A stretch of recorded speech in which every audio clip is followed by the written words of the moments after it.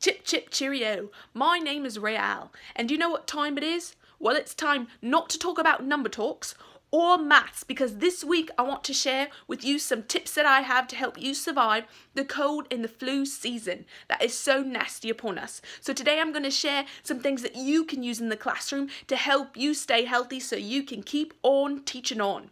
So the first one that I want to share is, as probably a lot of you know, teaching is really about building relationships. So when those students come in the morning, really what we want to be doing to help build relationships is to be welcoming them into the classroom. So one thing I like to do is I like to give greetings, so high fives, fist bumps, elbow bumps, all sorts of stuff. Sometimes I dance with the students in the hallway before they come into the classroom, whatever they want to do. But during cold and flu season, one thing that I like to use is a deep pair of gloves. The higher they go, the better. So if you can get them all the way up to the elbows, that is great. So the higher the better. So what to do is I just get them on before students come in and I go to the door. So when we're ready, I just start high-fiving.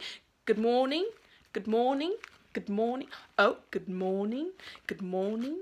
Oh, good morning. So Jean, today's a new start. We have a new start today. So I want you to go ahead and leave that stick outside because it doesn't belong inside. The big stick has to oh, and we don't throw it towards Billy, right? We don't throw it towards Billy. Good morning, good morning. Oh, Lulu, so we really need to practice our quiet ninja voice in the hallway, because if you were a ninja, everyone would know you were coming. In fact, Mrs. Jacobs from down the hallway already called me. She really thought that you maybe had gotten your leg chopped off because of the screaming. So tomorrow, quiet ninja. Oh, good morning, Lulu, good morning. So welcome them in, high-fiving with some gloves, keeping the germs away, okay? So another thing that I like to do, anything Clorox, okay? So just have students wipe down whatever, you know, wipe down the hands, desks, anything that students touch gets a touch of Clorox. So that's a good way to remember it. Anything that students touch gets a touch of Clorox, okay? So that's a little rhyme for you to remember. Another thing that I like to do, because extreme things call for extreme measures. So when we have extreme cold and flu seasons, what we really have to do is we have to take extreme measures. And so I up the ante and the consequences for things in the classroom. So I might get up in front of the classroom and I'll just give you some examples. So I might say, okay, so let's remember. So any sneezing that happens in this classroom without happening in the elbow, that's 5 minutes of your recess time. Any coughing, even if it's in your elbow, in your hand, anything like that, any coughing costs 15 minutes of recess, okay? 15 minutes. Anything in this classroom, coughing, costs 15 minutes of your recess. Okay, so 2 coughs would be your whole afternoon recess. So be very, very, very careful how you choose to cough and breathe in this classroom. Okay, and the last one that I like to say, picking of the noses, the snorts on the sleeves of the hands, those things, that will actually just get you sent home. So be very, very, very careful. Okay. And then another great tip, so you up the ante, and then another thing I like to do is I get a little spritzer spray bottle. You can fill it with anything Clorox, okay? Hand sanitizers, you know, those good old essential oils for the cold and flu season. Look those up online, they've got some great mixes. So just fill up a little spray bottle with that.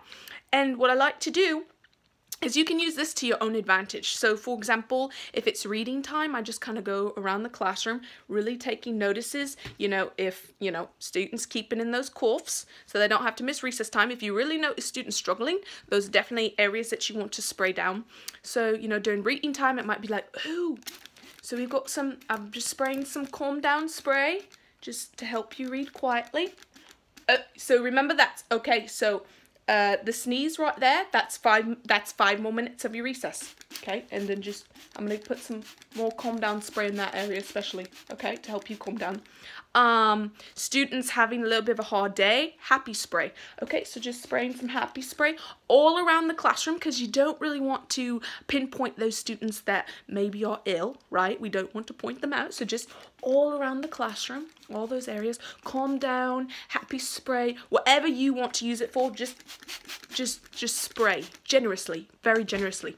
Okay, and the last thing that I like to do, remember for extreme measures, is go to Lowe's or Home Depot. You can get these great little dust and particle masks, and you can use these, you know, this pack came with 100, so if you want to do a class set, just kind of make it, you know, interesting for your learning. Today we're going to pretend to be doctors, and we're gonna break apart some equations, okay? And so I want everybody to wear a face mask today, okay? So just get real creative, or, you know, use it for yourself. Oh, today, you know, Miss Real is gonna chop up some factors, right? The number factors. So she's gonna be wearing a doctor mask today. Okay, so use a class set. They're pretty cheap. Keep those germs out. And that's really all I have for you today. So really pretty cheap. So I've got these Clorox gloves. Remember, the higher the better. Anything Clorox.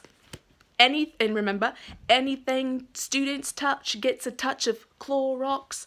We've got our nice little spritzer bottle, and remember, you just use that to your advantage.